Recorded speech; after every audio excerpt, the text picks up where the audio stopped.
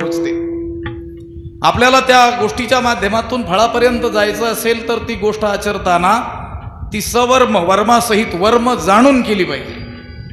मग भक्त जो भक्ती करतो ती भक्ती वर्मासह करतो आणि त्या भक्ताने केलेल्या भक्तीचं वर्म आहे तो निर्धार ठेवण्यामध्ये चूक करत नाही.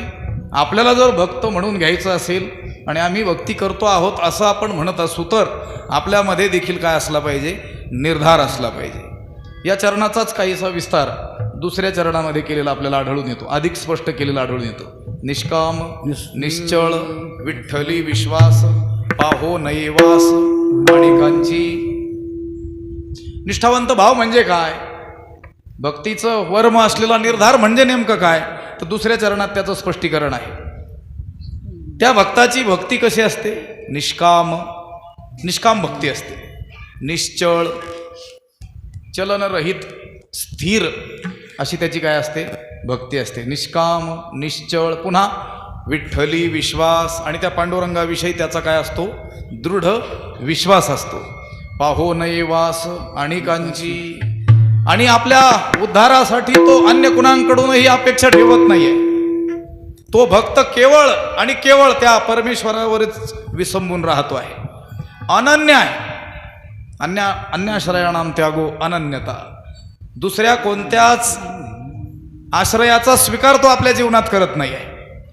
दुसऱ्या कोणालाच तो शरण जात नाही आहे, कोणालाच आपला तारणहार तो मानत नाही आहे, कुणाकडंच आशाळभूत नजरेनं तो भक्त पाहत नाही आहे. पाहो नये वास अनेकांची. आणि अशी भक्ती तो भक्त करत असल्यामुळं अशा भक्तांचा उद्धार पांडुरंगाने केलेला आहे. पांडुरंग अशा भक्तांचा उद्धार करतो आहे, करणार आहे. तुका म्हणे ऐसा कोण उपेक्षिला. ऐसा ऐसा म्हणजे कायसा, या वरच्या 2 चरणात वर्णन केलंय. असा जर कोणी भक्त असेल तर अशा कोणत्या भक्ताची उपेक्षा, अव्हेर, तिरस्कार, अस्वीकार त्या भगवंताने केलेला नाही. प्रश्न विचारतात तुकाराम महाराज. तुका म्हणे ऐसा कोण उपेक्षिला, असा कोणी आहे का? मी तर ऐकला नाही, पण नाही ऐकिला ऐसा कोणी. असा कोणी की जो असा श्रेष्ठ भक्त आहे आणि त्याची परमेश्वराने काय केली, उपेक्षा केली, त्याला दूर लोटलं. असा एकही भक्त नाही, एकही उदाहरण नाही.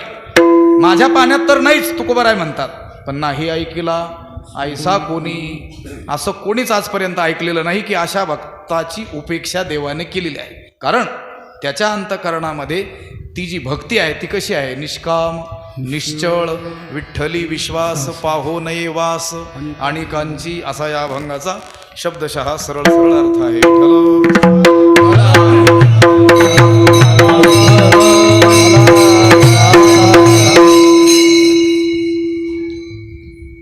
जीवाचं कल्याण, जीवाच्या जीवनाला पूर्णता, धन्यता, त्या जीवनाची सार्थकता ही भगवंताच्या दर्शनाने होणार आहे. भगवंताचा साक्षात्कार झाल्या वाचून त्या जीवाने आपल्या जीवनामध्ये काहीही केलं तरी देखील त्याचं जीवन पूर्णतेला पोहोचणार नाही, ते अपूर्णच राहणार आहे. ब्रह्म सत्यम जगन्मिथ्या जीवो ब्रह्मैव नापरः.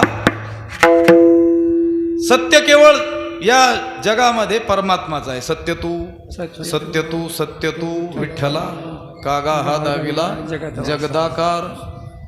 सच्चित आनंद असा कोण आहे, फक्त परमात्माचा आहे. तद्व्यतिरिक्त येरती माईके दुःखाची जनिती नाही आदि अंती अवसानी. येर म्हणजे त्या परमेश्वराला सोडून बाकीचं जे काय आहे ते काय आहे, असत जड दुःख रूप असं आहे. मग त्या असत असलेल्या, जड स्वरूप असलेल्या, दुःख स्वरूप असलेल्या त्या जगतातील काहीही आपण मिळवलं तरी देखील आपल्या जीवनाला पूर्णता कशी काय होणार आहे.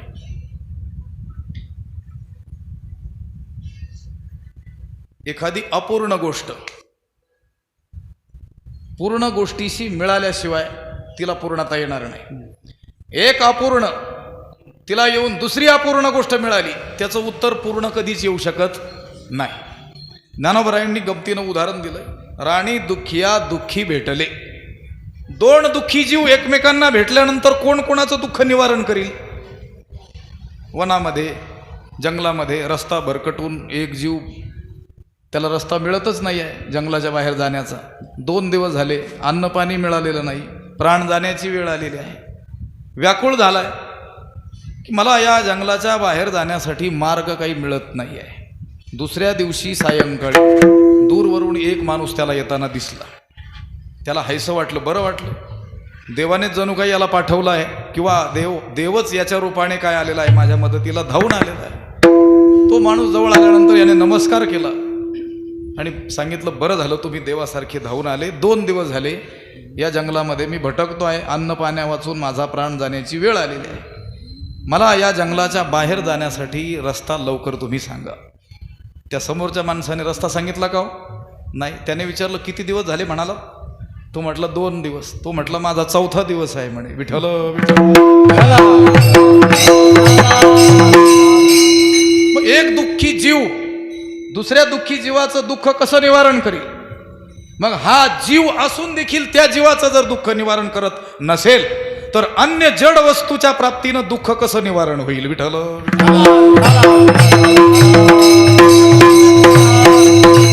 म्हणून जीवनाची सार्थकता केवळ परमात्म दर्शनात आहे. तुका म्हणे जन्मा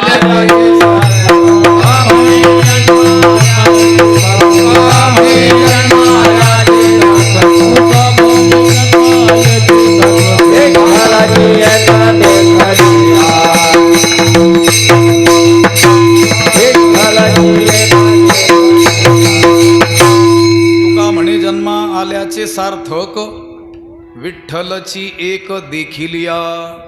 जन्मालियाचा लाभ पद्मनाभ दर्शने.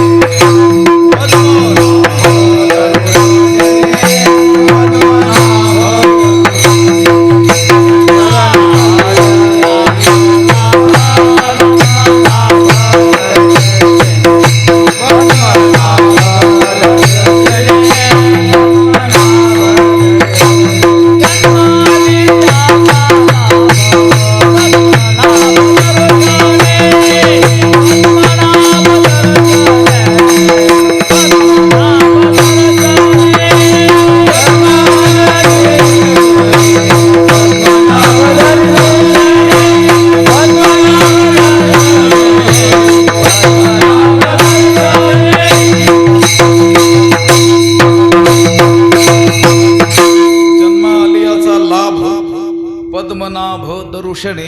त्या पांडुरंग परमात्म्याचं दर्शन होणं. दर्शन होणं म्हणजे आम्ही काय दर्शनाला जात नाही का?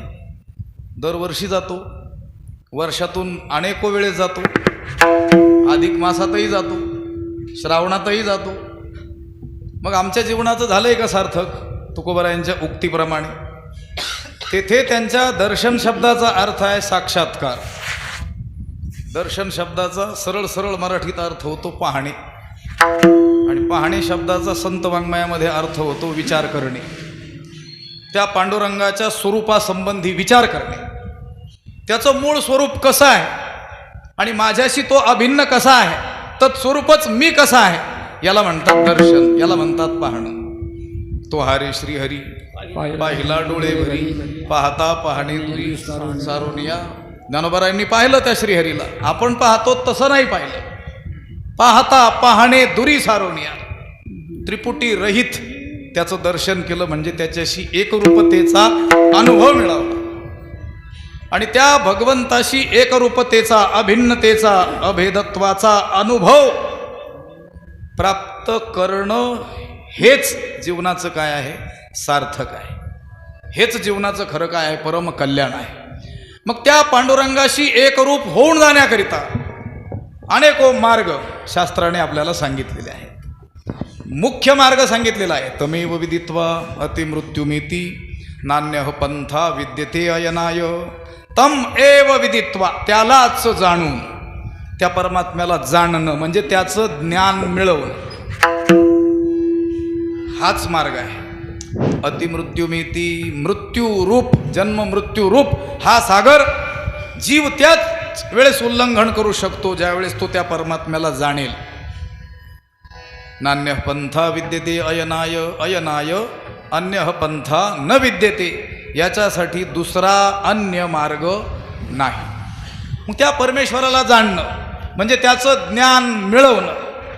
पण आता त्याचं ज्ञान मिळवणं एवढं काही सोपं आहे का? त्या ज्ञानाचे सगळेच जण अधिकारी आहेत का? सगळ्यांना त्या ज्ञानाच्या दालनामध्ये प्रवेश आहे का? तिथं अगोदर गेले गेले विचारलं जातं तुमची योग्यता काय. पाऊल ठेवण्याच्या अगोदरच सर्टिफिकेट मागितलं जातं आपल्याकडे. साधन चतुष्टय संपन्न आहे का? आता हे शब्दच ऐकलेले नसतात. 4 साधनांनी तुम्ही युक्त आहात का? एवढ्या परीक्षा उत्तीर्ण तुम्ही केल्यात का? तरच या दालनामध्ये तुम्हाला काय आहे? प्रवेश आहे. अगोदरच विचारपूस होते. झाडाझडती तिथे घेतल्या जाते. विवेक, वैराग्य, समाधी, षटक आणि मुमुक्षुत्व, शमदम, श्रद्धा, उपरम, समाधान, तितिक्षा इत्यादी गोष्टी. मगच त्याचा तिथं काय होतं? त्याला प्रवेश मिळतो. ज्ञान मार्ग सर्वश्रेष्ठ म्हणून वर्णिलेला मार्ग. पण या ज्ञान मार्गामध्ये सगळ्यांची योग्यता नाही.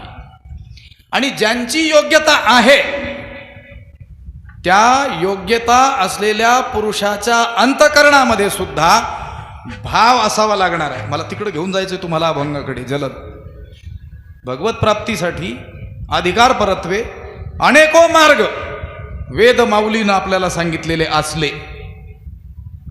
वेद ही माऊली आहे.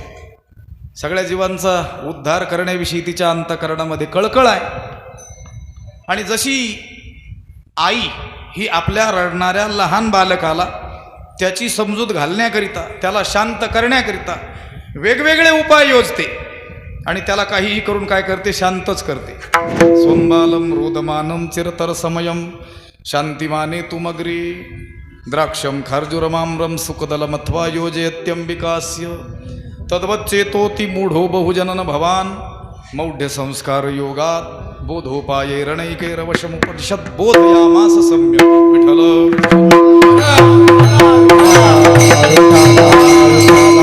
भगवान भाष्यकार आचार्यांनी वेदाला आई म्हटलेलं आहे. स्वंबालम रोदमानम. स्वम रोदमानम बालम.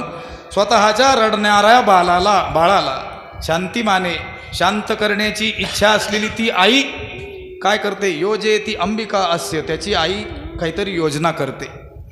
काय काय देते? द्राक्षम खार्जुरम आम्रम सुकदलम.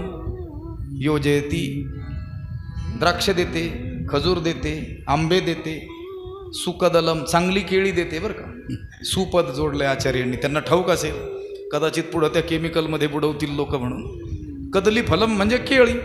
त्याला सुपद चांगली केळी जोडण्याचं काय कारण होतं? त्या काळात तर चांगली असेलच की नाही, लक्षात आलं. आणि त्याला काहीही करून काय करते? शांत करते.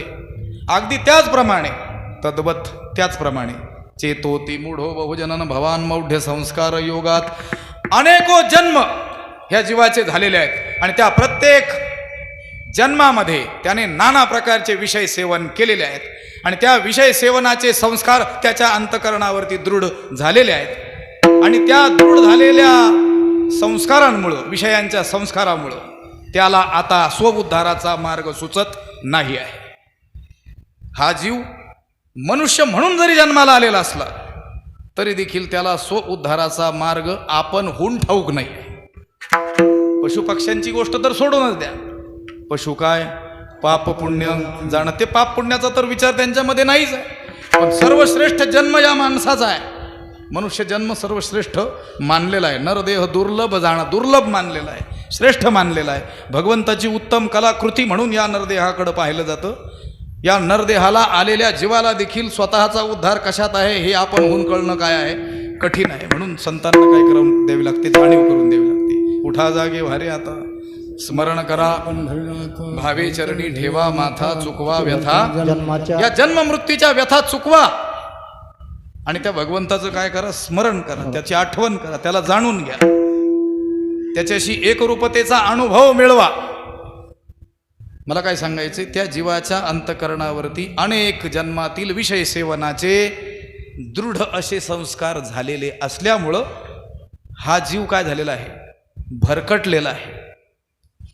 आणि अशा या भरकटलेल्या जीवाला त्याचा उद्धार होण्यासाठी ही श्रुती माऊली वेदरूपी आई काय करते, वेगवेगळे उपाय करून त्याचा काय करते, उद्धार करते. पै अहितापासून काढिती हित देऊनी वाढविती नाही श्रुती परवती माऊली जगा.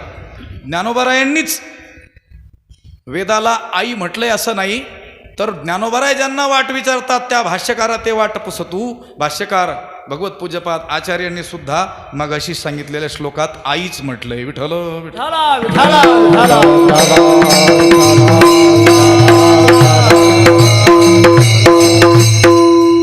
पण हा सर्वश्रेष्ठ ज्ञान मार्ग सर्वांसाठी खुला नाही. ज्यांच्यासाठी खुला आहे त्यांना सुद्धा त्यांच्या अंतःकरणात देवाविषयी भाव असल्याशिवाय ते ज्ञान होऊ शकत नाही. भावे विन देव न कळे निसंदेह, गुरुविण अनुभव कैसा कळे. भावे विण भावाशिवाय देव निसंदेह न कळे. न कळे बटन बंद करणंच न कळले. विठ्ठल विठ्ठल फोन बंद करा. तुम्हाला सांगितलं होतं आम्हाला तारीख मागं जाऊ नका म्हणून. आता काल किती लांबून आलोय दमून. एकनाथ महाराज म्हणे नाही नाही लवकर कीर्तन आहे, तुमचा नियम 7 ते 9 आहे, हे झालं तर फार 8 ते 10 होईल म्हटले. लक्षात आलं का? त्यांनी 1 तास लांबवला. त्यांचा तास मोठा होता 120 मिनिटाचा. गडबड होते ना सगळी. मग आम्ही कशासाठी कीर्तन करतो? आमच्या आनंदासाठी.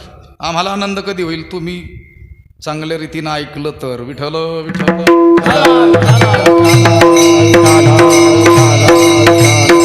भावे विण देव न कळे निसंदेह.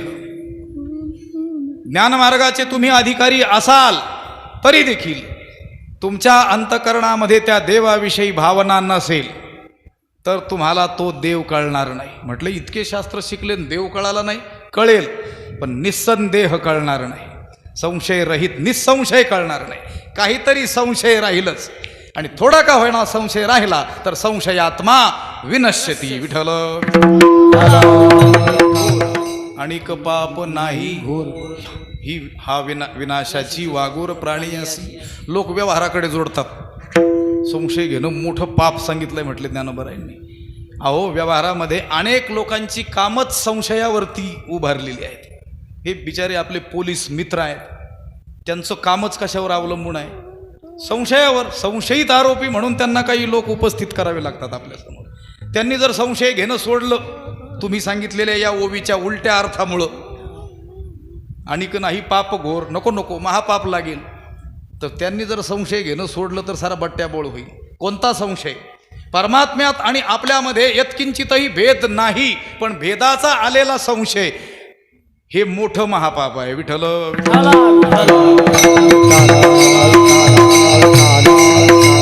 भावे बिन देव न कळे. म्हणजे ज्ञान मार्गामध्ये सुद्धा भावाचीच काय आहे? आवश्यकता आहे. भावना नसेल तर तो ज्ञान मार्ग देखील पोकळ होऊन जाईल. पण आपल्याला अनेक ज्ञानी लोक या जगामध्ये आढळतील, भावना शून्य ज्ञानी. कोणतीच भावना त्यांच्या ठिकाणी नाही आहे. अहो मग तुमच्यात आणि त्या दगडात बदल काय? कारण त्याच्यातही कोणतीच भावना नाही आहे. आपण जर मनुष्य आहोत तर आपल्यामध्ये काय असला पाहिजे? भाव असला पाहिजे.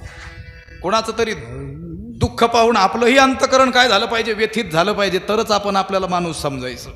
तुम्हाला सांगतो, आपण माणूस आहोत की नाही हे आपला आपण तपासण्याचा मार्ग आहे. आपल्याला काही भावना जर असतील तर माणूस आहोत, नाहीतर त्या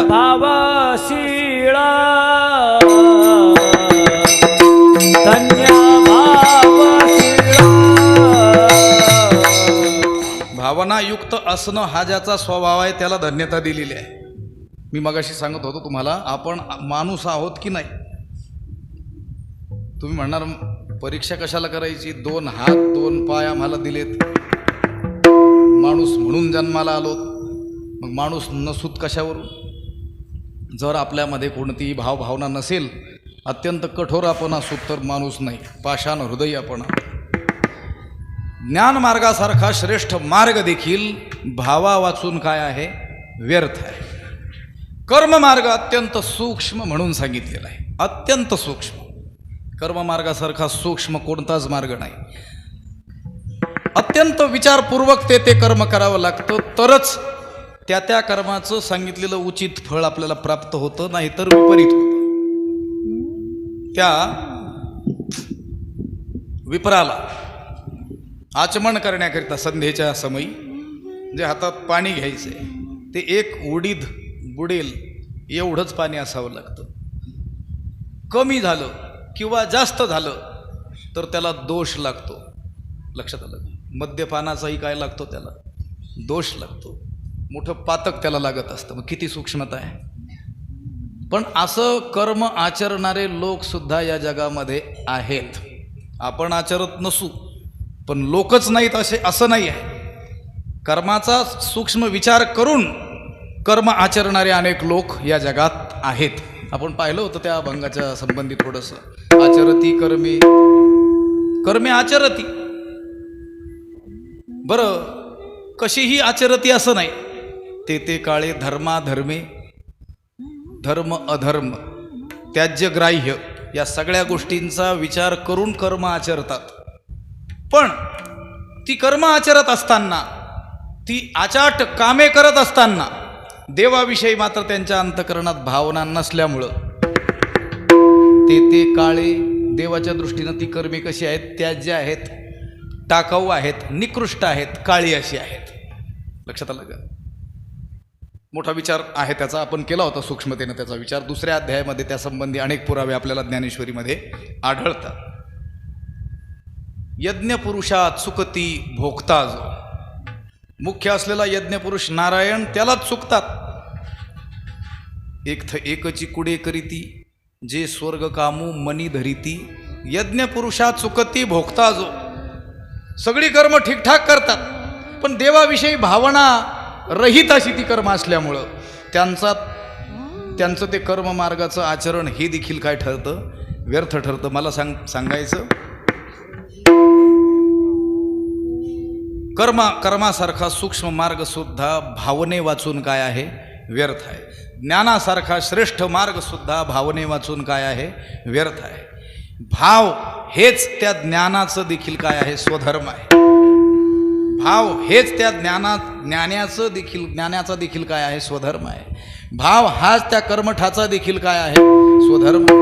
योग मार्ग अत्यंत दुस्तर म्हणून सांगितलेला, पण त्या योग्याला देखील काय करावी लागते? भावनाच करावी लागते. भावनामयात विज्ञानात असं म्हटलेलं आहे. त्याला भावना करावी लागते, ध्यान करावं लागतं. परमेश्वर ध्यानात आला याची देखील काय करावी लागते? भावनाच करावी लागते. भावने वाचून तो योग मार्ग देखील काय आहे? शून्यच आहे, व्यर्थच आहे. मग राहता राहिला सगळ्यांसाठी सर्वजन सुलभ असा सर्वाधिकार सेव्य हा जो भक्ती मार्ग आहे की ज्याचा ज्ञानातही अधिकार नाही आहे, कर्माची सूक्ष्मताही जो जाणू शकत नाही आहे, योगासारखं कठीण साधनही ज्याच्याकडून घडणं काही नाही आहे, शक्य नाही आहे, अशांसाठी सुद्धा भगवत प्राप्तीचा मार्ग संतांनी सांगितलेला आहे. यारे यारे लहान थोर याती भलते नारी नर. करावा विचार न लगे चिंता कवणासी. भक्ती पंथ बहु सोपा. पुण्य नागवे या पाप बहु सोपा. येथे अधिकार आपला आहे की नाही याचाही विचार करण्याची आवश्यकता नाही. आपल्याला या मार्गाने चालता येणं शक्य होईल की नाही ही चिंता काळजी करण्याचीही आवश्यकता नाही आहे. असा हा भक्ती मार्ग. आणि ह्या भक्ती मार्गाचं आचरण करणारा जो भक्त आहे तो भक्त ती भक्ती करत असताना देखील भावने वाचून ती भक्ती काय आहे? व्यर्थ आहे. भावे विन भक्ती, भक्ती विन मुक्ती, बळे विन शक्ती बोलू नये. एक भाव नाही माझा, एक भाव नाही माझा तरी पाल्हाळते. साने थोरण म्हणे आम्ही भावाचे पाहुणे भलते या. पत्रम पुष्पमच्या खालच्या असलेले ओवे आहेत. विठ्ठल विठ्ठल.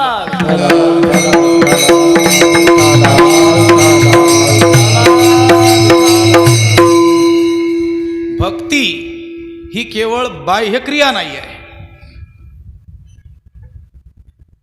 त्या बाह्यक्रिया करत असताना त्या परमेश्वराविषयीचा भाव काय आहे? अत्यंत महत्त्वाचा आहे. आणि ज्याप्रमाणे त्या ज्ञानाचा स्वधर्म भाव आहे त्या योग्याचा स्वधर्म भाव आहे, त्या कर्मठाचा देखील स्वधर्म काय आहे? भावच आहे. त्याचप्रमाणे भक्तांचा देखील स्वधर्म काय आहे?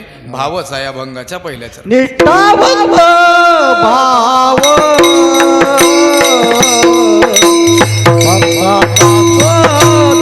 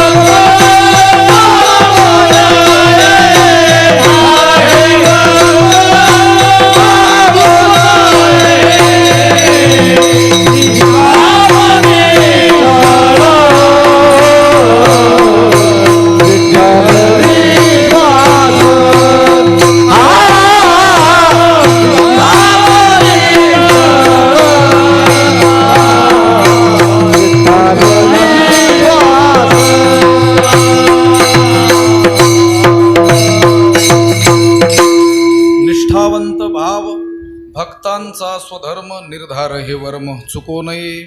कसा भाव? निष्ठावंत भाव हा भक्तांचा काय आहे? स्वधर्म आहे. निष्ठा शब्द आहे. स्था गती निवृत्तो धातूपासून नि उपसर्गपूर्वक हा शब्द बनलेला आहे. नितराम स्थिती इति निष्ठा. सारखी स्थिती, अखंड तीच स्थिती, त्यात कोणताही चढ उतार नाही, बदल नाही, त्याला म्हणतात निष्ठा. लोक म्हणतात बुवा आमची त्यांच्यावरती पूर्वी फार निष्ठा होती आणि आता कमी झाली. कमी होते ती निष्ठाच नसते. आणि तुम्हाला वाटत होती आमची त्यांच्यावर निष्ठा होती, ती निष्ठा नव्हती, ती कदाचित निष्ठा असेल. शकाराचा मूर्धन्य शकाराच्या ऐवजी दंती सकार ससाशाचा निष्ठा वंत, निष्ठावंत बहुवचनांती प्रत्यय आहे. वतूप मतूप असे प्रत्यय आहेत संस्कृतमध्ये. वतमत पूर्तन वानमान असे चालतात, ते शब्द देखील चालतात. सामान्य निष्ठा असेल, थोडी निष्ठा असेल, निष्ठावान, निष्ठावंत, निष्ठावंत. थोडं धन असेल धनवान, खूप धन असेल धनवंत, थोडंफार बळ असेल बलवान, खूप बळ असेल तर बलवंत. लक्षात आलं का? तसं खूप मोठी निष्ठा, अनेक प्रकारच्या निष्ठेनं युक्त, त्याला म्हणायचं निष्ठावंत. पण निष्ठावंत काय तर भाव. कसा भाव आहे त्यांच्या अंतकरणात? निष्ठावंत भाव आहे. म्हणजे तो त्या देवाप्रती, त्या भगवंताप्रती अंतकरणात उत्पन्न झालेला जो भाव आहे त्यामध्ये बदल नाही आहे, चढ उतार नाही आहे, सारखेपणा आहे. कोणतीही स्थिती येऊ, कशीही परिस्थिती येऊ, त्या परिस्थितीमध्ये देखील तो भाव त्या अंतकरणातील बदलत नाही. आणि गोष्ट अशी आहे की ह्या अनेक मार्गांचा आपण थोडक्यात विचार करून आलो, त्यामध्ये देखील भावालाच प्राधान्य आहे. आणि भक्ती मार्गात तर ते आहेच आहे. त्या वाचून तर भक्ती बोलोच नाही म्हणतात. भावेविन भक्ती बोलू नये, भक्तीविन मुक्ती बोलू नये, आणि बळेविन शक्ती बोलूच नाही, बोलू देखील नाही. समजूत तर करून घेण्याचं कारणच नाही आहे. आपल्या अंतकरणात देवाविषयी भाव नसेल तर आपण भक्त आहोत असा गैरसमज करण्यास काही अर्थ नाही आहे. निष्ठावंत भाव. कसा भाव? निष्ठावंत भाव. भक्तांचा स्वधर्म मी सांगत होतो. भक्ती मार्गामध्ये या भावाला अनन्यसाधारण असं काय आहे? महत्त्व आहे. भक्ती मार्ग म्हणजे देवपूजकांचा मार्ग. त्या अनंत व्यापक असलेल्या अव्यक्त निराकार नाही ज्या आकार असा जो परमात्मा, त्याची एका आकारामध्ये कल्पना करायची आहे आणि त्या कल्पना केलेल्या आकाराची पूजा आपल्याला तो सर्व व्यापक परमात्मा आहे म्हणून करायची आहे. आता पांडुरंग परमात्मा तो विटेवर उभा असलेला आपल्याला दिसतोय म्हणजे तो केवळ तेवढाच आहे असं नाही ना. विठ्ठल जळी स्थळी भरला ही आपली भावना आहे. पण सर्वत्र भरलेला तो परमात्मा आपल्याला दिसण्याची सोय नाही आहे. तेवढं सामर्थ्य, तेवढी दृष्टी, तेवढी बुद्धीची व्यापकता, विशालता आपल्याला अजून लाभलेली नाही आहे. म्हणून त्या एका आकारावरती आपलं लक्ष केंद्रित करायचं. मूर्तीपूजक आणि त्या भक्तासाठी भाव काय आहे? अत्यंत आवश्यक आहे. ती मूर्ती कशाची तरी बनावी लागणार ना आपल्याला.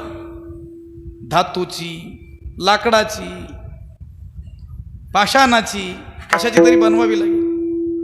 पण त्या पाषाणाच्या, त्या लाकडाच्या, त्या धातूच्या ठिकाणी आपल्याला भावना करायची आहे देव म्हणून. आणि तो भावच फळ देणार आहे.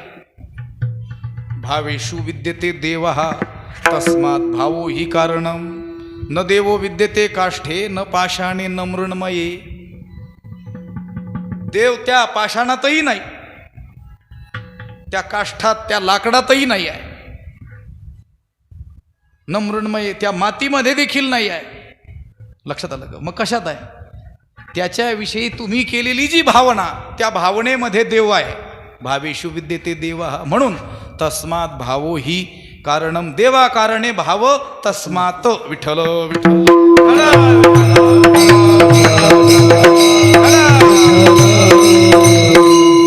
मानलं तर देव, नाहीतर तो आकार आपण कशाचा तयार केलेला आहे? एका पाषाणाचाच केलेला आहे. त्याच्याविषयी भावना असेल तसं फळ आपल्याला काय होईल? प्राप्त होईल, मिळेल. लोकांमध्ये, लोकरूढीमध्ये अशी बोली आहे ना, बोलचालीमध्ये बोलतात लोक, भावना ठेवली तर दगड देखील काय देतो? फळ देतो. तो दगड फळ देत नाही, तुम्ही ठेवलेली ती भावनाच काय करत असते? फळ देत असते. म्हणून जो भक्त आहे त्या भक्ताचा स्वधर्मच भाव मानलेला आहे. आणि धर्म जर नसेल तर त्याचं जीवन काय आहे? शून्य आहे. लक्षात आलं का? लक्षण करत असतो की नाही? असाधारण धर्मो लक्षणम. अमुक अमुक वस्तूचं लक्षण काय? तर त्या गोष्टीचा असाधारण धर्म, त्या गोष्टीला कधीही सोडून न राहणारा धर्म, ती गोष्ट आणि तो म्हणजे एकच, त्याला म्हणत असतो आपण लक्षण. मग भक्त, भक्ताचं लक्षण काय? तर जो भावनायुक्त आहे तोच भक्त. असाधारण लक्षण आहे त्या भक्ताच. भक्ताची अनेक लक्षणं केलेली आहेत. भक्ताईसे जाना जे देही उदास गेले आशापाश निवारोणी. आशापाशांचं निवारण त्यांनी केलेलं आहे. देहावरती ते उदास झालेले आहेत, देहासक्ती संपलेली आहे. देहासक्ती संपलेली असेल, आशापाशाचं निवारण त्यांनी केलेलं असेल, कुठंतरी त्यांचं प्रेम जडलेलं असेल की नाही देवाविषयी? विषय तो त्यांचा झाला नारायण नावडे जनधन. ठीक आहे, जनधन, माता पिता जे भगवत प्राप्तीच्या आड येणारे ते आवडत नसतील, पण काहीच आवडत नाही असं नाही ना. देव आवडतो. त्या देवाविषयीची आवड, त्या देवाविषयीची भावना असणं हे त्या भक्ताचं खरं काय आहे? लक्षण आहे. म्हणजे त्याचा तो काय आहे? असाधारण धर्म आहे. त्याला कधीही सोडून न राहणारा त्याचा तो काय आहे? स्वधर्म आहे. विठ्ठल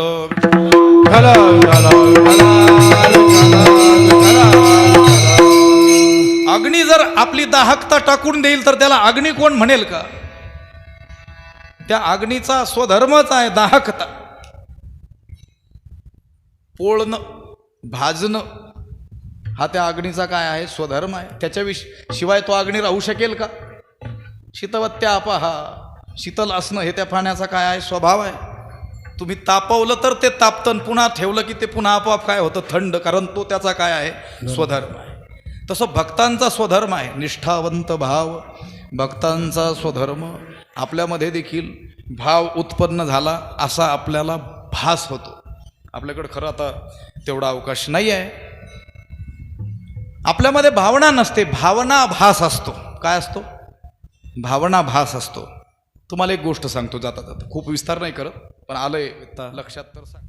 होऊन गेला टॉलस्टाय म्हणून आणखी एक तत्ववेत्ता होऊन गेलेला आहे. त्या टॉलस्टायचे वडील सरदार होते, मोठे सरदार होते. एक मोठं राज्य त्यांच्या ताब्यात होतं. त्यांची आई महाराणीसारखी अगदी राहायची. त्या देशामध्ये मनोरंजनासाठी काय असायची, नाटकाची थिएटर असायची. तिथं नाटकं जशी आता सिनेमा थिएटर असतात तसे. आणि ती जी त्या टॉलस्टॉयची आई आहे, ती नाटकं पाहण्यासाठी रोज जायची. तर ती घोडागाडी, बग्गी, त्या बग्गीमध्ये बसून जायची. तिच्या संरक्षणाला म्हणून काही सैनिक जायचे. तो घोडागाडी चालवणारा जायचा. कधीतरी हा लहान असलेला, तो मूल असलेला तो टॉलस्टॉय, तोही त्या आईसोबत जायचा. आता त्या देशामध्ये सतत बर्फाचा वर्षाव होतो. जसा आपल्याकडं पाऊस पडतो तसा बर्फ नेहमी पडत राहतो. तिचं असं म्हणणं असायचं की मी नाटक पाहायला गेल्यानंतर, ते नाटक पाहत असताना, त्यातील त्या कलाकारांनी केलेला अभिनय पाहत असताना कदाचित मला जर रडू कोसळलं आणि पुढचं माझ्याच्याने पाहणं झालं नाही, तर मी मध्येच बाहेर येणार. त्यावेळेस गाडी घेऊन तयार असला पाहिजे. आणि ती बाई ती नाटक पाहत असताना त्या नाटकामध्ये काही असे दुःखद शोकाचे काही प्रसंग आले तर ती रडायची. तिला भावना काय व्हायच्या, अनावर व्हायच्या. तर ते रडत असताना अश्रू पुसायला ते रुमाल ओले व्हायचे. तर ते रुमाल बदलण्यासाठी सुद्धा गडी असायची तिथं. मग कधीमधी हा जो तिचा मुलगा तिच्यासोबत त्या नाटक पाहण्यासाठी गेलेला असताना त्या नाटकातील काही दृश्य पाहून आपली आई रडते आहे हे पाहून त्याला वाटायचं आपली आई किती भावनाशील आहे. आता त्या नाटकात दाखवतात ते काय खरं नसतं, ते खोटं असतं, अभिनय कौशल्य असतं. पण ते पाहून सुद्धा माझी आई रडते, माझी आई महान आहे, असं त्याचं मत आपल्या आई संबंधी झालं. पण तो जसा हळूहळू मोठा होऊ लागला त्यावेळेस तो विचार करू लागला, जर माझी आई खरोखर भावनाशील असती तर मध्येच नाटकातून उठून बाहेर आल्यानंतर घोडागाडी तिला नेण्यासाठी तयार असावी असा तिचा आग्रह असायचा. तर त्यावेळेस त्या बर्फवृष्टीनं, त्या थंडीनं काकडून हे 1-2 गाडीवान मेलेले असायचे. माझं बोलणं लक्षात येतं आहे का? तिचं काय म्हणणं असायचं, मी कोणत्याही क्षणी बाहेर येईल त्यावेळेस इथं गाडीवान तयार पाहिजे. मी पाऊल ठेवून गाडीत बसले की लगेच गाडी चालू झाली पाहिजे. ते तयार असताना त्या बर्फवृष्टीनं, थंडीनं 1-2 ते सैनिक, ते गाडीवान मेलेले असायचे. मग जर ती बाई खरोखरच भावनाशील होती तर नाटकातील दुःख पाहून रडणारी ती बाई, तिच्या देखता त्या गाडीवानाचे प्रेत नेले जातात त्यावेळेस तिला काही वाटत नव्हतं. ही गोष्ट मी केवळ मनोरंजन म्हणून सांगितलेली नाही, तर आपल्याला सुद्धा कधी कधी आम्ही भक्त आहोत असा भास होत असतो. लक्षात आलं का? आपल्यालाच भास होतो की आम्ही कोण आहोत, भक्त आहोत, देवाविषयी आमची भावना. अहो, जर मग देवाविषयी तुमची एवढी उत्कट भावना असेल तर मग तुमच्या इतर व्यवहारावरून ती का कळू नये? विठ्ठल विठ्ठल.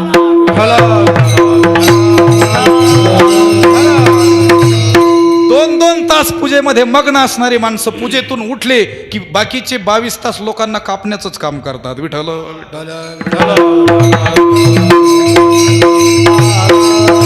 याचा अर्थ आपल्या अंतःकरणामध्ये जो भाव आहे असं आपण म्हणतो तो भावच नाही, भावना भास आहे.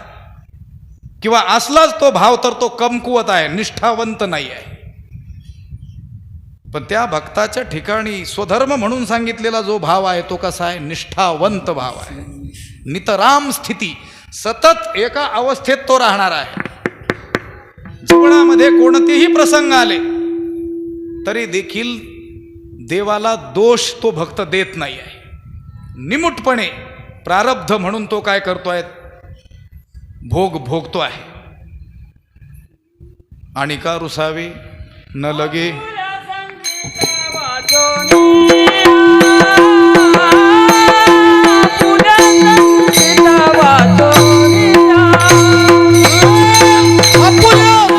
दोष जर द्यायचा असेल तर आपल्या संचिताला द्यावा आणि का बहुता रुसावे न लगे. दुसऱ्यावरती तो दोष टाकण्यात काय अर्थ आहे. होईल तो भोग भोगीन आपुला न घली विठ्ठला भार तुझ. हा भक्तांचा बाणा आहे. ते देवाला म्हणतात, देवा जो काही भोग माझ्या प्रारब्धात असेल तो प्राप्त झाल्यानंतर मी आपला निमूटपणे तो भोग भोगील. याचा भार मी तुझ्यावरती टाकणार नाही. मी या भक्तीच्या बदल्यात तुझ्याकडून काहीही मागणार नाही. तुका म्हणे जीव भाव देवा पायी ठेवून या काही न मागत. सर्वस्व त्या देवाच्या चरणी अर्पण करून सुद्धा देवाकडून कशाचीच अपेक्षा तो भक्त करत नाही. एवढा उत्कट श्रेष्ठ असा निष्ठावंत भाव त्याच्या अंतःकरणामध्ये त्या देवाविषयी असतो. आणि हा निष्ठावंत भाव त्या भक्तांचा काय आहे, स्वधर्म आहे. त्या स्वधर्माशिवाय ते भक्त असूच शकत नाहीत. विठ्ठल विठ्ठल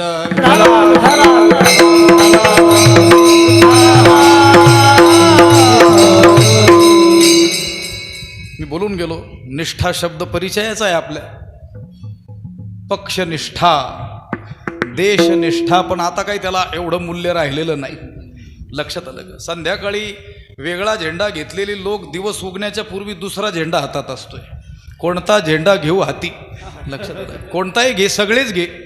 काही मागं लपव, काही असे हातात धर. कामं येतील, पुन्हा कुठं शोधशील. विठ्ठल विठ्ठल.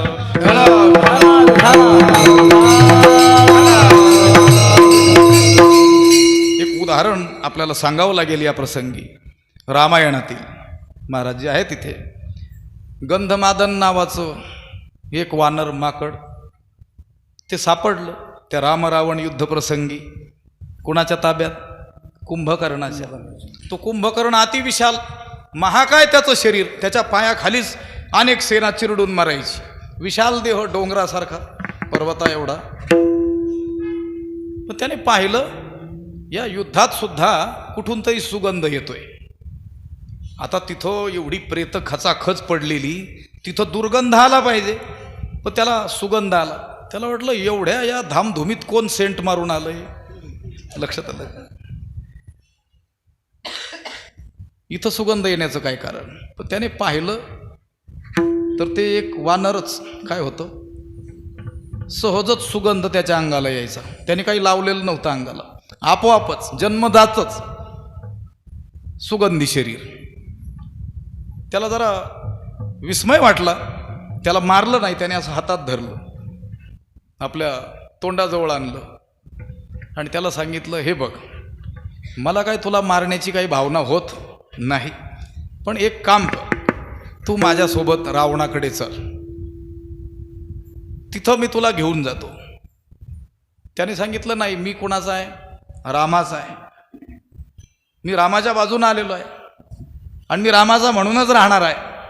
त्याने सांगितलं, अरे असंच चल असं म्हणतोय असं नाही, तिथं चल तू, उगीच मी तुला नेतोय असं नाही, मंत्रिमंडळात एखादं स्थान देखील देऊ. लक्षात. फक्त काय कर, तू पार्टी बदल, पक्ष बदल. मी रावणाचा आहे असं म्हण, मी रामाचा आहे हे म्हणणं तू सोडून दे. त्याने सांगितलं, नाही, काहीही झालं तरी मी रामाचाच आहे. त्याने थोडंसं दाबलं त्याला. आता आपण हातात जशी बाहुली घेऊ, अगदी तेवढंच दिसलं असेल ते त्याच्या हातामध्ये. दाबलं तर त्याच्या नाकातोंडातून रक्त येऊ लागलं. त्याने सांगितलं, आता तरी म्हण मी रावणाचा आहे, रावण महाराज की जय म्हण, काय जातंय तुझं त्याच्यात. लक्षात. त्याने सांगितलं, नाही, काहीही झालं तरी मी रामाचाच आहे. रामादपि मर्तव्यम मर्तव्यम रावणादपि उभयोरपि मर्तव्यम वरम रामो न रावणः. तो म्हटला, हे पा, आता जरी मी मेलो नाही, तुम्हाला आता जिवंत सोडलं, रावणाकडे घेऊन गेलास, तरी देखील कालांतराने कधी ना कधी मी मरणारच आहे. पण मी रावणाचं म्हणून जिवंत राहण्यापेक्षा रामाचं म्हणून मरण पसंत करतो. वरम राम देह जावो अथवा हो, देह जावो अथवा हो,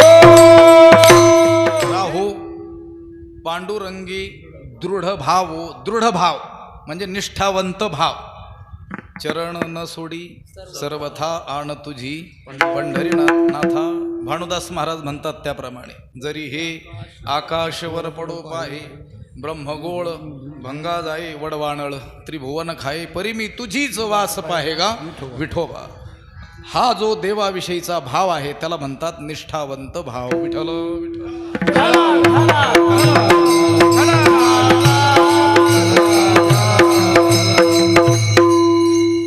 निष्ठावंत भाव भक्तांचा स्वधर्म. जर आपण आपल्याला भक्त म्हणून घेत असू तर आपल्यामध्ये हा धर्म असला पाहिजे.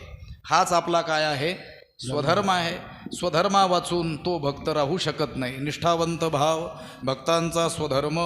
निर्धार हे वर्म चुको नये. आणि त्याच्या भक्तीचं वर्म आहे. काय वर्म आहे?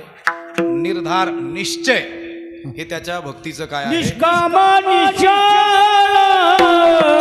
विठ्ठल विश्वासा.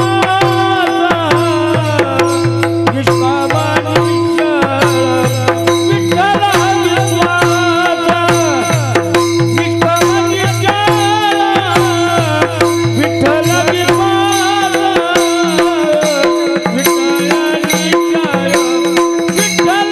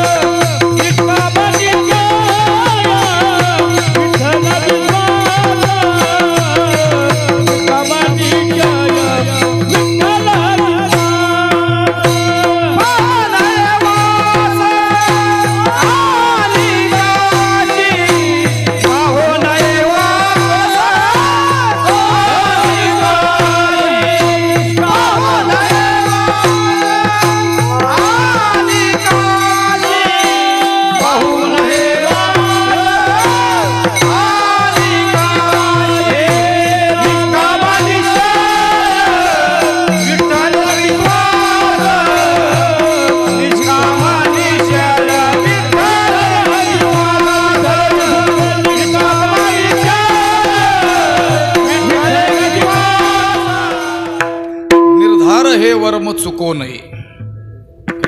या चरणाचं चिंतन चुको नये. हे की नाही? पुढं कसं जावं? जाऊ पुढं, पण थोडंसं थांबून जावं लागेल ना. निर्धार हे वर्म चुको नये. भक्तीचे ते वर्म जयाची हाती. तया घरी शांती क्षमा दया. आपण जर भक्त आहोत आणि आपण केलेल्या कृतीला आपण जर भक्ती असं म्हणत असू तर भक्तीचं वर्म जाणल्यानंतर या गोष्टी घरी येतात त्या आपल्या आल्यात का? लक्षात आलं का? भक्तीचे ते वर्म जयाची हाती. तया घरी शांती क्षमा दया. आपल्याकडे शांती आहे का? क्षमा आहे का? दया आहे का? हे तर त्या वर्मसहित केलेल्या भक्तीचं फळ म्हणून सांगितलंय. आणि ज्या ज्या महापुरुषांनी वर्मासहित भक्ती केलेली आहे त्यांच्या घरी या गोष्टी नांदतात. आपल्या घरी नांदत नाहीत. मग आपण भक्ती करत नाहीत का? करतो. पण वर्मासहित करत नाहीत. विठ्ठल विठ्ठल. विठाला विठाला विठाला तुका म्हणे वर्मे जाणो निया तरती. वर्म जाणलं पाहिजे. वर्म ते एक आहे. दृढ धरावा भाव. भक्तीचं ते वर्म आहे. दृढ भाव. निर्धार हे वर्म. चुको नये. निर्धार निश्चय. भक्तीमध्ये निश्चय महत्वाचा आहे. आता आपण या भक्ती मार्गाला लागलेलो आहोत ना, तर निश्चयाने हा भक्ती मार्ग संतांनी ज्याप्रमाणे आज्ञा आपल्याला दिलेली आहे त्याप्रमाणे मी क्रमून जाईलच. मध्ये कोणतेही प्रसंग उपस्थित झाले तरी देखील मी या मार्गावरून तसूभरही ढळणार नाही. योगदर्शनामध्ये एक सूत्र येतं आणि ते सूत्र म्हणजे यशस्वी होण्याचं सूत्र आहे. पतंजलींनी सांगितलेलं आहे.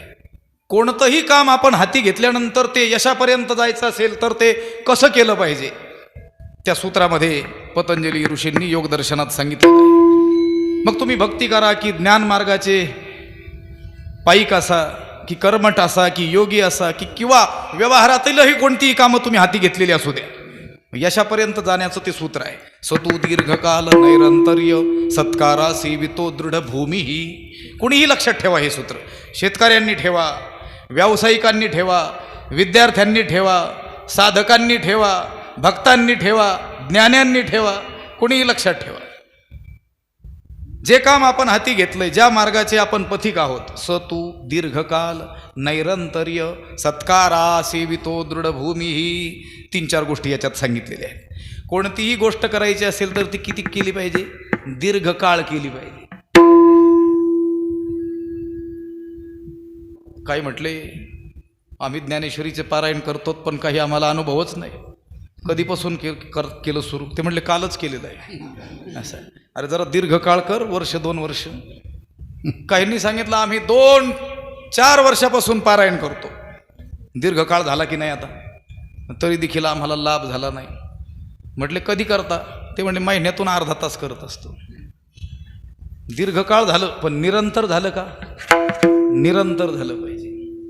काय म्हटले निरंतर करतो, 12-12 तास वाचतो ज्ञानेश्वरी, पण फरकच पडा ना. कालच वाचायला सुरू केली. लक्षात आलं का? दीर्घकाळ करावं, निरंतर करावं आणि सत्कारा सेवितो आदरपूर्वक करावं.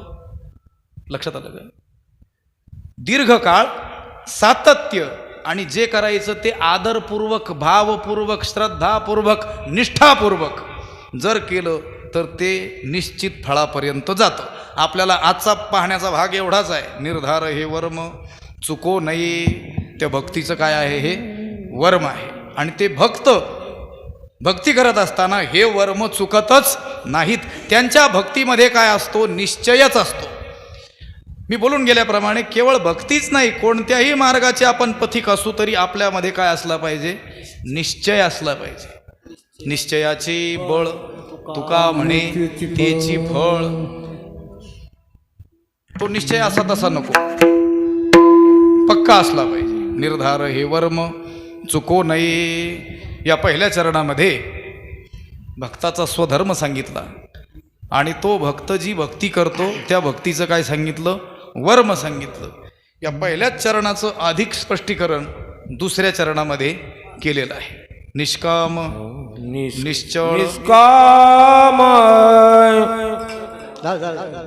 झालंय, पण जलद म्हणायचं असलं तर म्हणा, नाही तर राहू द्या. निष्काम निश्चळ विठ्ठली विश्वास पाहो नये वास आणिकाची. थोडा वेळ राहिलाय बरं का. विठोबर खमाई करायला पाहिजे होतं, मग तुम्हाला थोडा धीर येईल. विठोबा रखुमा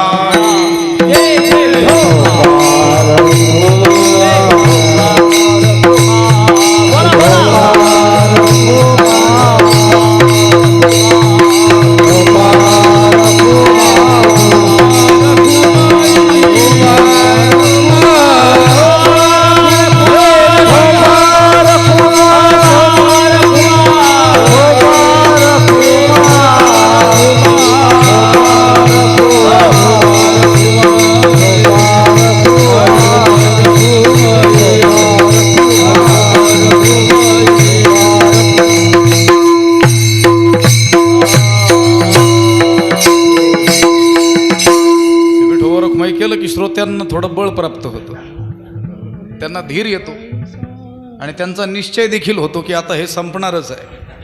काल आम्ही बोललो होतो मुंबईमध्ये, सांगितलं देवाचं नाव आपण घेतलं तर आपल्याला बळ मिळतं असं सगळ्या संतांनी सांगितलंय. तुम्हाला अनुभव पाहायचा का म्हटलं, मग विठोवर रखमाई घेतलं. म्हटलं बघा बरं तुम्हाला आता धीर आला की नाही. म्हणजे देवाच्या नावानं धैर्य प्राप्त होतं हे प्रत्यक्ष आपल्या हातातलं आहे, आपण पाहिलंय. निष्काम निश्चळ विठ्ठली विश्वास, पाहो नैवास अनेकांची. ती भक्ती कशी असावी? निष्काम असावी, निश्चल असावी आणि भगवंतावरती दृढ विश्वास असणारी असावी. आणि भगवंता व्यतिरिक्त कोणालाही आपला आश्रय न मानणारी असावी, कोणाचाही आश्रय न करणारी असावी, कोणावरतीही त्या भक्ताने विसंबून राहू नये. पाहो नये वास अनेकांची. भक्ती कशी असावी? निष्काम असावी. कामनारहितम गुणरहितम कामनारहितम प्रतिक्षणवर्धमानम. नारदांनी भक्तिसूत्रामध्ये भक्तीचं लक्षण सांगताना सांगितलेलं आहे कामनारहितम, कामनारहित. देवाची भक्ती करायची आणि त्याच्याकडून त्या भक्तीच्या मोबदल्यात काही मागायचं. नस भक्त सवय वणिक. शास्त्राने त्याला भक्त म्हटलेलं नाही, त्याला व्यापारी म्हटलेलं आहे. व्यापाऱ्याचं कामच समरघीची विकणे महरघी वस्तू. स्वस्त वस्तू आणून थोडीशी महाग विकणं, याला काय म्हणतात? व्यापार. म्हणजे देणं आणि घेणं, एक हाताने देणं एका हाताने घेणं. भक्त मात्र केवळ देवाला देतोच, समर्पणच करून टाकतो. जीवभाव आपण प्रमाण पाहून आलो, जीवभाव देवापायी ठेवतो. तर त्या मोबदल्यात मात्र देव देत असताना सुद्धा घेत नाही. मागण्याची तर गोष्ट दूरच राहिली. काही मागणे हे आम्हानुचित वडिलांची रीत. हे देवाने त्यांना माग माग म्हणून म्हटल्यानंतर सांगितलेलं असेल की देवा तू म्हणतोय हे माग हे माग, पण मागणं ही काय आमची वाडवडिलांची रीत नाही आहे, हे अनुचित आहे. आणि आपण मात्र तो नको म्हणतोय, मागू नको, तरी देखील मागण्याचा काय लावलाय? सपाटा लावलाय. निष्काम भक्ती कशी असली पाहिजे? निष्काम असली पाहिजे. भक्तीमध्ये कामना आली की ती भक्ती भक्ती ठरत नसून व्यापार ठरतो. आणि तो भक्त भक्त ठरत नसून कोण ठरतो? सवय वणिक. वणिक म्हणजे व्यापारी ठरतो. विठ्ठल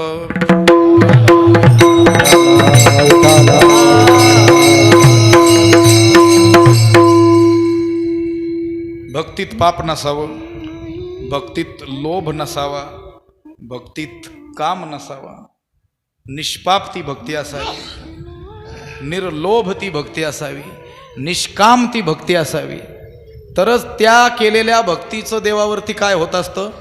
ऋण होत असतं. ऋण. ऋणी करुणी ठेवू सेवा. तुका म्हणे देवा देवा ऋणी करुणी ठेवू सेवा. त्या देवाला देखील ऋणी करून ठेवण्याचं सामर्थ्य त्या भक्तीत आहे. पण ती भक्ती कशी असेल तर? निष्काम असेल तर. आणि त्याच्याकडून काही मागण्याच्या साठी जर ती भक्ती असेल, अज्ञानाची भक्ती, इच्छिती संपत्ती तयाची चित्ती बोध काहीचा. अज्ञानी माणसं भक्ती करतात, पण त्या भक्तीच्या मोबदल्यात संपत्तीची इच्छा देवाकडून करतात.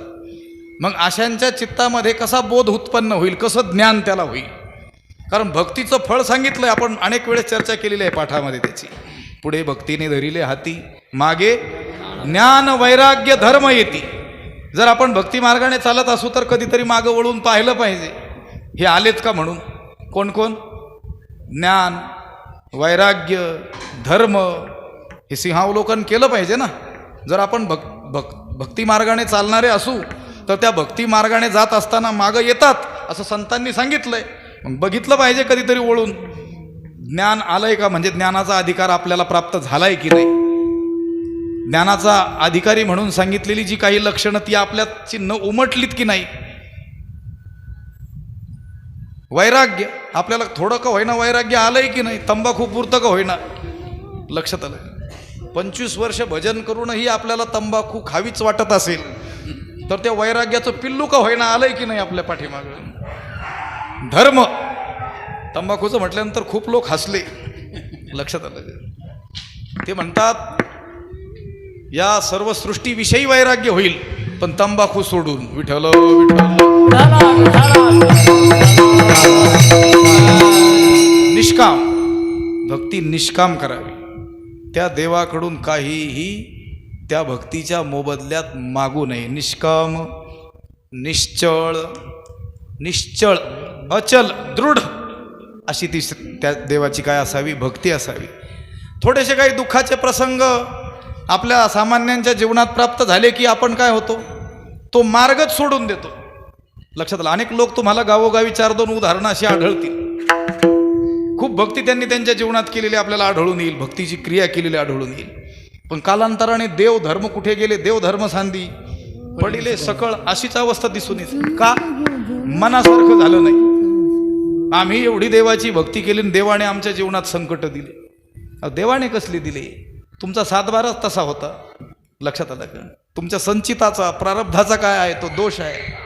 सुखस्य दुःखस्य न कोपी दाता परो ददाती ती कुबुद्धिरेषा अहम करोमी तीर्थाभिमानः स्वकर्म सूत्रे ग्रथितो हि लोका. काय म्हणणं आहे त्यांचं बिचाऱ्यांचं? ते म्हटले असतील काय यांनी लावलंय गोंधळ? कोण म्हटले असतील? कुत्रे. विठ्ठल विठ्ठल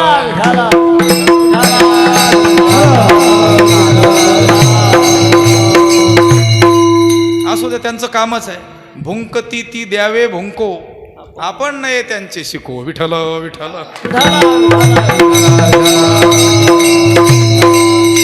निश्चळ अशी भक्ती असली पाहिजे, दृढ असली पाहिजे. सांगितलं चरण चरण न सोडी सर्वथा. देवाचे चरण सोडायचेच नाही काहीही झालं तरी. निष्काम, निश्चळ, विठ्ठली, विश्वास. त्या देवावरती काय असला पाहिजे? विश्वास असला पाहिजे. त्या शरणागतीचे 6 प्रकार आपण अनेक वेळेस सांगितले असतील. 2 रीतीची शरणागती आपण सांगत असतो. वेदांत शास्त्रदृष्ट्या शरणागती आणि भक्तिशास्त्रीय दृष्ट्या शरणागती. त्यामध्ये त्या शरणागतीचे जे 6 प्रकार केले त्याच्यातला एक प्रकार आहे रक्षिष्यति इति विश्वासः. अनुकूल्यस्य संकल्पः, प्रातिकूल्यस्य वर्जनम, रक्षिष्यति इति विश्वासः, गोप्तृत्ववर्णन तथा आत्मनिक्षेप कार्पण्ये षड्विधा शरणागती. ही 6 प्रकारची शरणागती नारदांनी सांगितलेली आहे भक्तिशास्त्रामध्ये. नारद पांचरात्र नावाचा त्यांचा ग्रंथ आहे. त्यातल्या मला वाटतं लक्ष्मी तंत्र संहिता नावाच्या प्रकरणात हा 1.5 श्लोक आलेला. त्याच्यात भक्तीचं लक्षण, त्या शरणागतीचं लक्षण सांगताना 3रं सांगितलंय रक्षिष्यति इति विश्वासः. मी ज्याची शरणागती केलेली आहे तो देव माझं रक्षण करेलच करेल असा दृढ विश्वास त्या भक्ताच्या अंतकरणात असला पाहिजे. विठ्ठली विश्वास. त्याच्यासाठी आम्ही उदाहरण सांगत असतो नेहमी भीमाचं. त्या यज्ञ प्रसंगी मुख्य यजमान म्हणून आमंत्रित केलं होतं. कुणाला? भगवंताला, श्रीकृष्णाला. आणि ते आमंत्रण देण्याचं काम कुणाकडं होतं?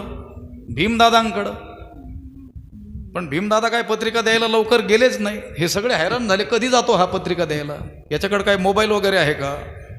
व्हॉट्सअपला पत्रिका पाठवील म्हणून अनेक लोक पाठवतात. बरोबर आहे की नाही एकनाथ महाराज? तारीखी फोनवरच घेतात, पत्रिका फोनवरच पाठवतात. मी म्हणतो कीर्तनही फोनवरच आहे का की? विठ्ठल विठ्ठल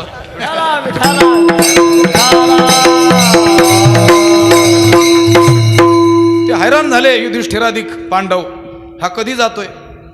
नाहीतर त्या दुर्योधनाने याचं वर्णनच केलेलं आहे. भीमसेन बेथू आळशी आहे म्हटलंय. हा फार आडदांड आहे, खादाड आहे. हा तो दिवस उजाडला त्या यज्ञाचा आणि त्या यज्ञातील मुख्य भगवंत त्यांना बोलवायचंच राहून गेलं. ते गेले. अरे आजच आहे म्हणे यज्ञ. तो म्हटला अजून अवकाश आहे. तासभर उरला, अर्धा तास उरला, तरी तो काय उठायला तयार नाही. अगदी 1 मिनिट उरला त्यावेळेस तो म्हटला ठीक आहे आता मी पत्रिका घेऊन जातो. याच्याकडे एवढी वेगवान यंत्रणा आली कुठून? बरं जात असताना तो सापडू लागला. म्हटले काय पाहतोस?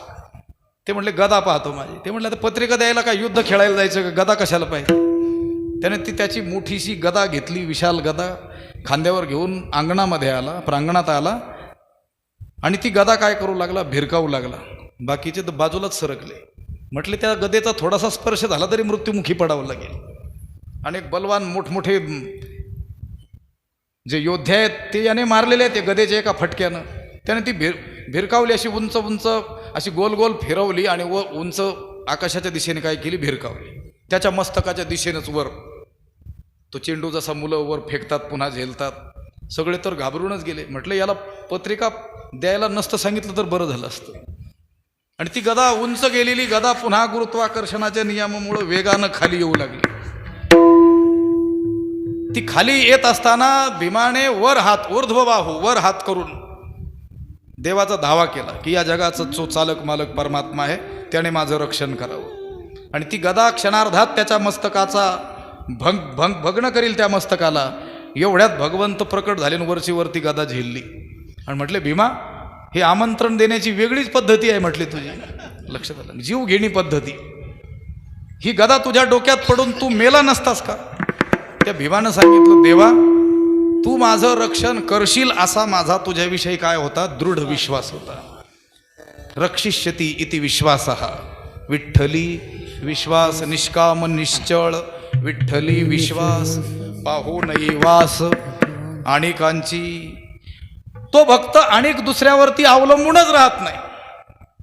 तो एकमेव अनन्याश्चिंतयन्तो माम ये जना पर्युपासते तेषां नित्याभियुक्तानां योगक्षेमं वहाम्यहम. अतिशय अनन्य तो आहे. अनन्य शब्दाचा अर्थ आहे अन्य आश्रयांचा त्याग. केवळ देवालाच तो शरण गेलेला आहे. केवळ सर्वस्वी देवावरतीच तो विसंबून आहे. केवळ देवाकडंच तो पाहतोय. देवाला सोडून कुणाकडूनही कशाचीही त्याला काही नाही आहे, अपेक्षा त्याने धरलेली नाही आहे. पाहो नये वास अनेकांची. अहो जर देव तुमचा भरण पोषण करणारा आहे तर अनेकांची वास पाहण्याची काय गरज आहे? एक भक्त म्हणतो, का चिंता मम जीवने यदि हरिर्विश्वं भरो गीयते नो चेदार्भक जीवनाय जननी स्तन्यं कथम निर्मयेत इत्यालोच्य मुहुर्मुहुर् यदुपते लक्ष्मीपते केवलम त्वत्पादांबुजसेवनेन सततम कालो मया नीयते. तो भक्त देवाला म्हणतो, का चिंता मम जीवने का चिंता. हे देवा, माझ्या जीवनामध्ये कशाची आली काळजी आहे? कसली चिंता मी करू? यदि हरिर्विश्वं भरो गीयते. विश्वाचं भरण पोषण करणारा जो हरी आहे त्याचं चिंतन जर मी करतोय तर मला कसली आली चिंता? नको खेद करू कोणत्या गोष्टीचा, पती लक्ष्मीचा, हे असं आपण म्हणतो. आणि म्हणायचं झालं की पुन्हा खेद करतो, विठ्ठल विठ्ठल.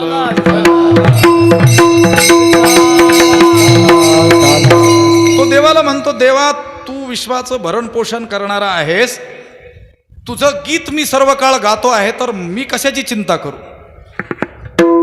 तूच सगळ्या जगाचं भरण पोषण करतोस. आणि असं जर नसतं, तूच जर भरण पोषण करता नसताच, नो चेद असं जर नसतं, अर्भक जीवनाय जननी स्तन्यम कथम निर्मयेत. त्या अर्भकासाठी, त्या बाळासाठी, त्याच्या मातेच्या स्तनामध्ये दुधाची निर्मिती कोणी केली? बाळा दुधा कोण करीते उत्पत्ती, वाढवी श्रीपती सवेदोनी. हे मी सतत चिंतन करतो. इति आलोच्य असा विचार करून करून, मुहुर्मुहुर पुन्हा पुन्हा असा विचार मी करतो. ते बाळ त्याने असं कोणतं कर्तृत्व केलंय की त्याला जन्माला येण्याच्या आधी त्याच्या जननीच्या स्तनामध्ये देवानं काय केलंय? दुधाची निर्मिती केली. याचा मी विचार करतो.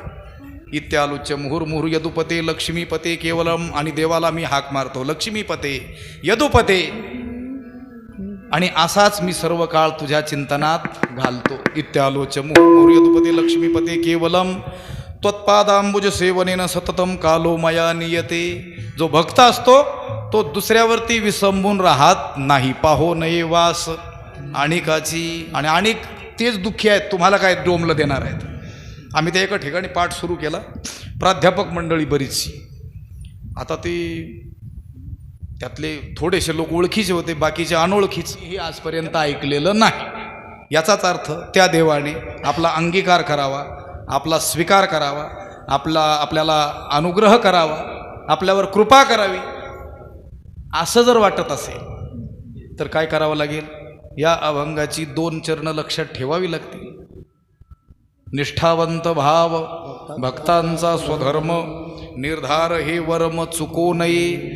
निष्काम निश्चळ विठ्ठली विश्वास, पाहो नये वास अनेकांची. आणि असं जर असेल तुका म्हणे ऐसा कोण उपेक्षिला काही ऐकिला ऐसा कोणी.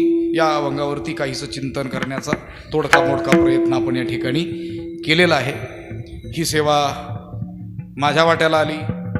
गावकऱ्यांच्या माध्यमातून मला एकनाथ महाराजांनी या ठिकाणी येण्याचं सांगितलं. ही सेवा आपण या ठिकाणी संपन्न केली. या सेवेसाठी गावातील परगावातील जवळपासची अनेक वारकरी मंडळी ज्येष्ठ श्रेष्ठ सर्व लोक या ठिकाणी आलेले आहेत. महाराजही आले.